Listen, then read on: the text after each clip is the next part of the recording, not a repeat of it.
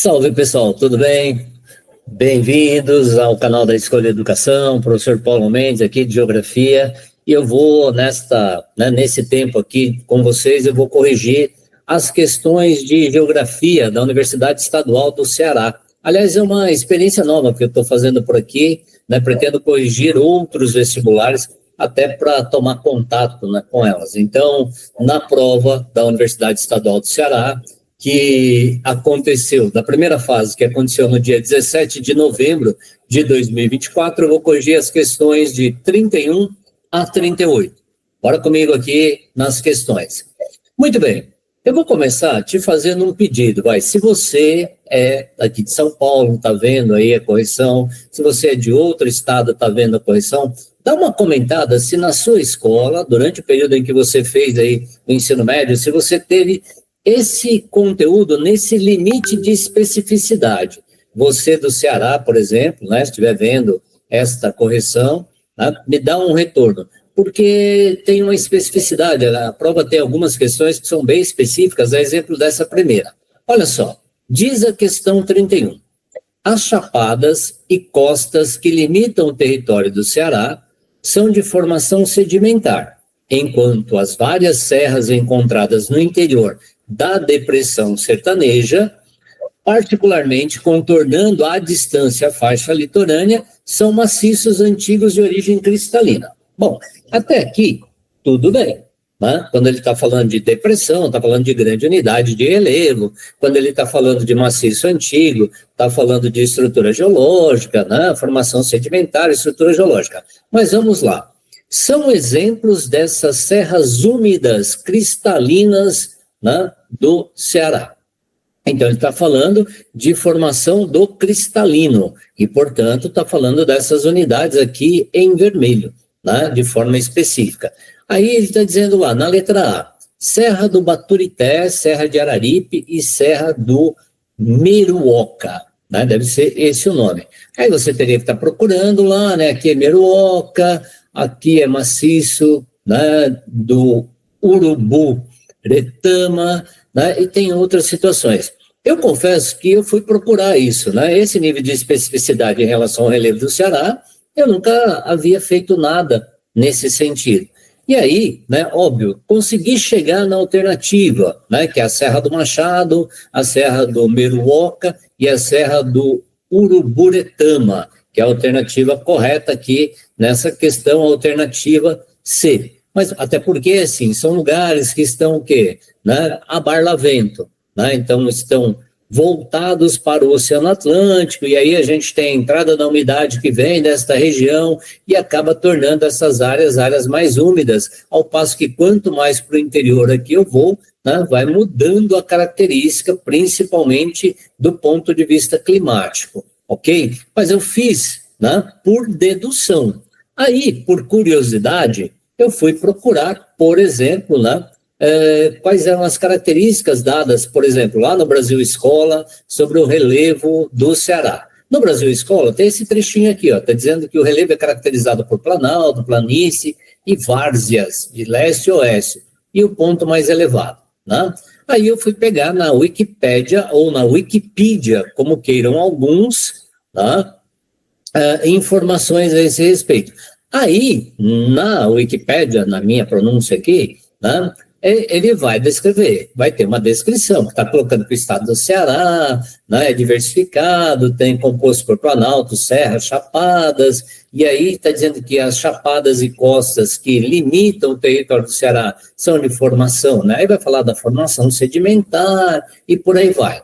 E aqui vai dizer, maciço do Baturité, também conhecido como Serra, a Serra do Meruoca, a Serra de Uruburetama, a Serra do Maranguape, a Serra do Machado, e aí está destacando características importantes, e está falando que nas vertentes de sotavento, ou seja, nas vertentes opostas àquelas que estão de frente para o mar, você tem o quê? Trechos de caatinga.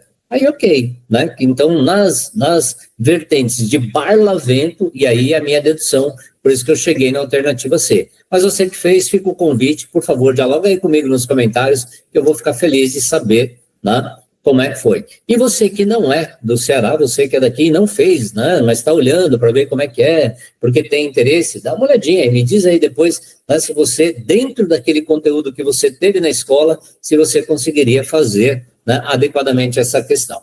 Bora para a próxima questão? Ainda, né, vamos lá, só para pegando, ainda na dedução também coloquei lá, porque na questão ele está citando, né, classificações climáticas. E aí vai ter aqui, né, a classificação climática de Köppen, ela vai estar trabalhando. Tem o semiárido, obviamente, que aí é a região da Caatinga, né?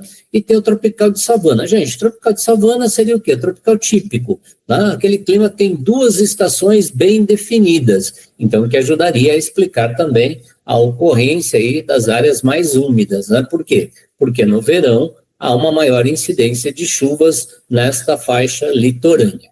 Beleza?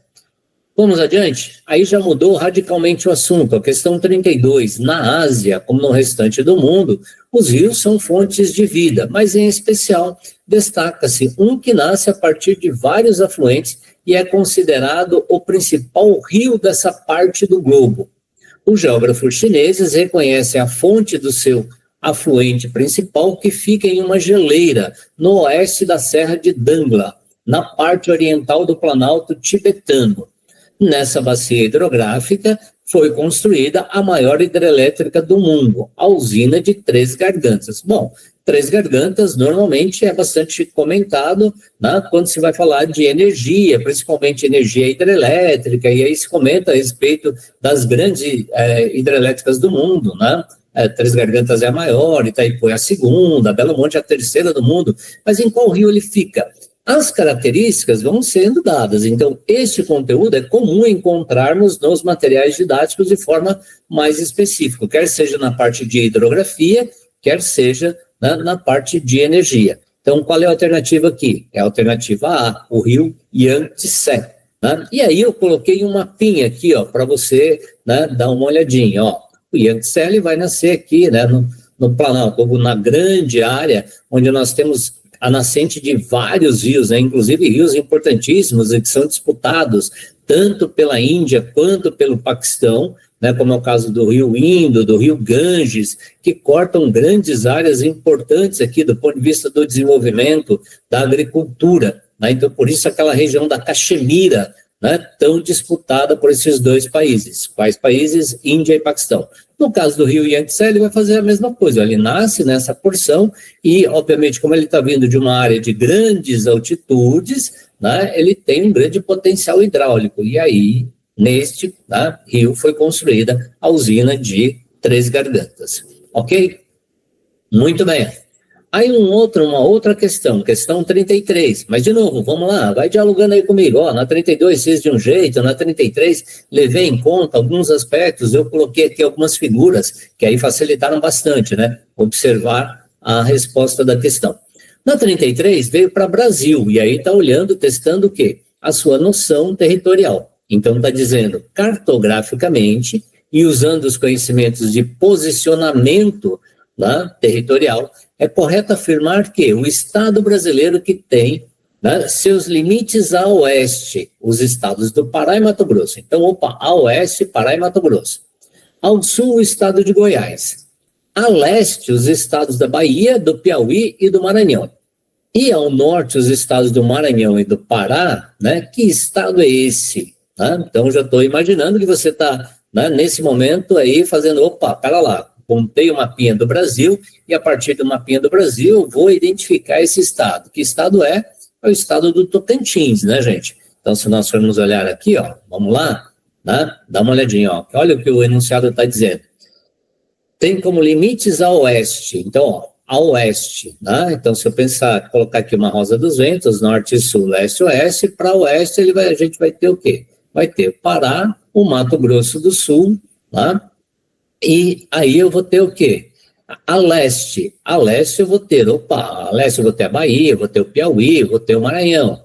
Ao norte você vai ter quem? Tá? Maranhão e Pará, ok? Então é isso, não daria para ser de forma nenhuma o Mato Grosso do Sul, né, pelos posicionamentos, não daria para ser de forma nenhuma Pernambuco, que está aqui, e não daria para ser de forma nenhuma, né, também Minas Gerais. Esta é uma questão que, assim, para quem, né, tem um conhecimento cartográfico mínimo, né, conseguiria fazer botando simplesmente ali uma rosinha dos ventos, falando, opa, né, dá para montar rapidinho. Espero que você tenha acertado. Questão número 34. Aí a questão número 34 é bem possível, é bem provável que ela tenha levado algumas pessoas à confusão, né? Por quê? Não a vi como sendo, não a vejo, né, também como sendo uma questão de uma pegadinha, mas olha o que ela está dizendo. Pode-se chamar de deserto qualquer região estéril, que sustente poucas formas de vida.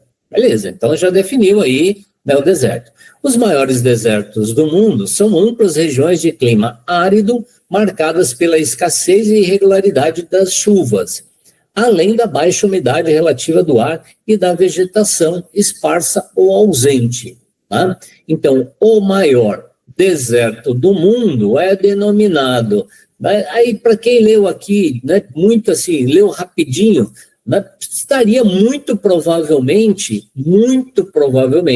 tá, tentado assinalar deserto do Saara, porque vai falar, opa, para lá, o Saara tem 7 milhões de quilômetros quadrados, né? E aí o deserto do Kalahari tem menos, tem 900 mil quilômetros quadrados, o deserto do Vale da Morte eu não sei a dimensão, estou lembrando do outro aqui, mas tem um, né, que se eu pegar a primeira linha, vai dizer lá, ó, pode se chamar de deserto qualquer região estéril, ok?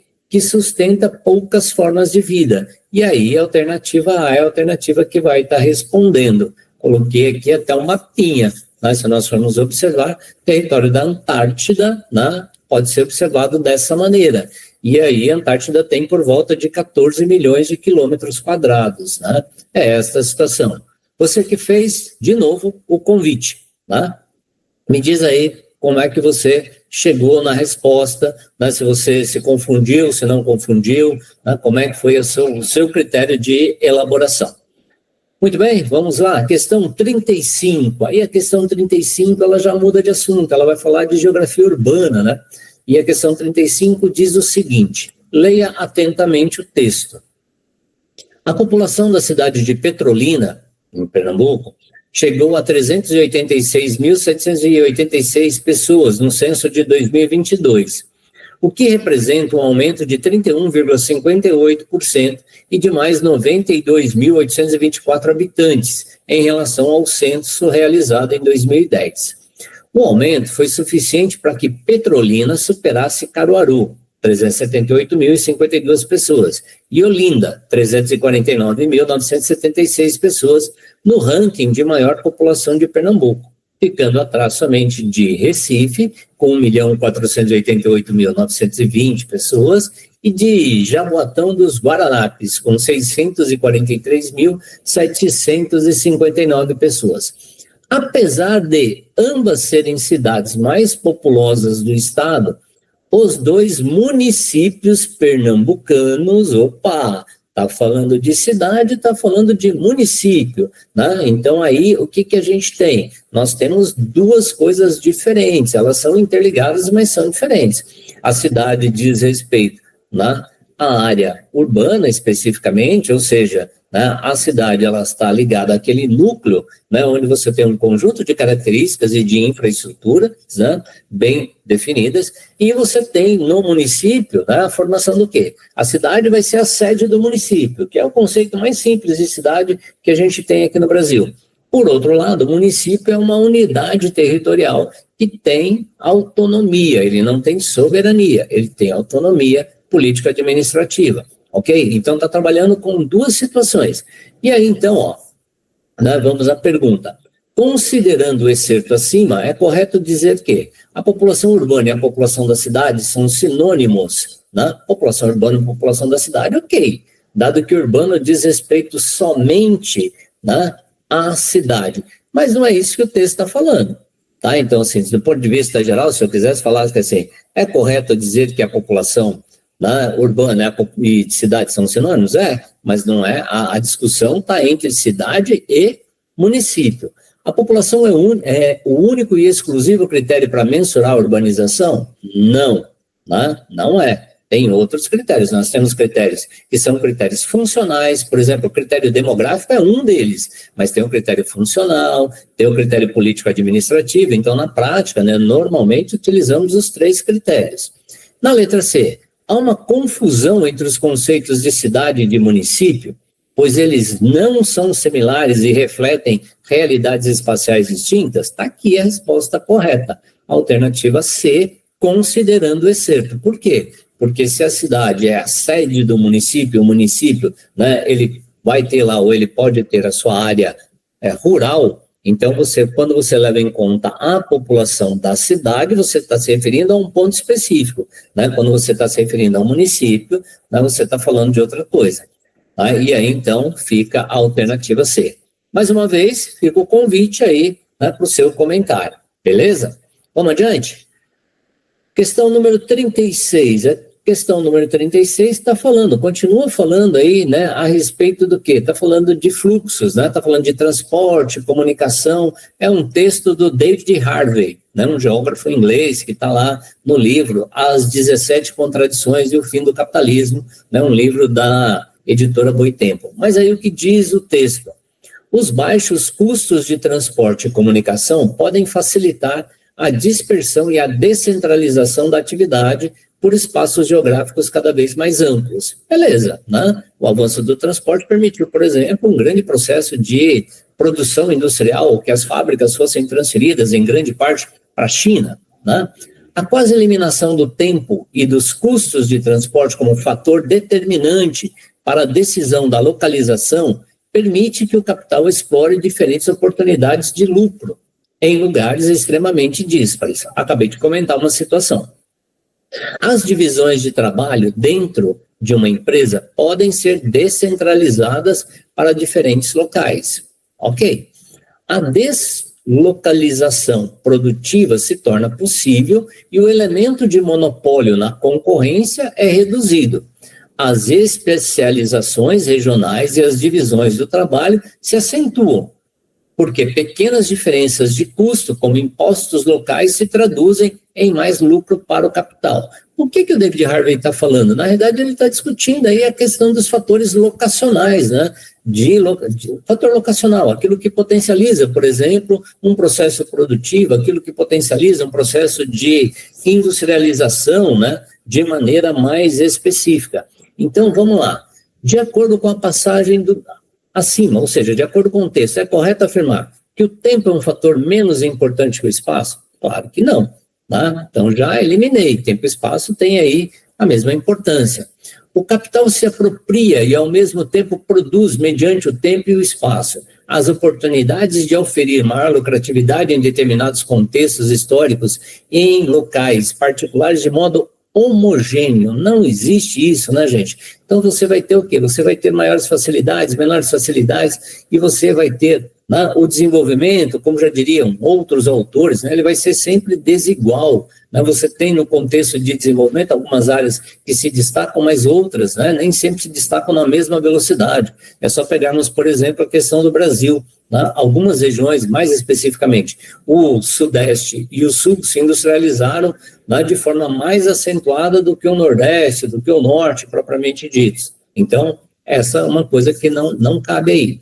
Na letra C, na medida em que o capital se beneficia pelas novas tecnologias de transporte e comunicações, há uma maior homogeneização dos espaços a partir da expansão geográfica das inovações, dificultando a divisão territorial do trabalho. Veja, não há uma dificuldade, né, na divisão territorial do trabalho.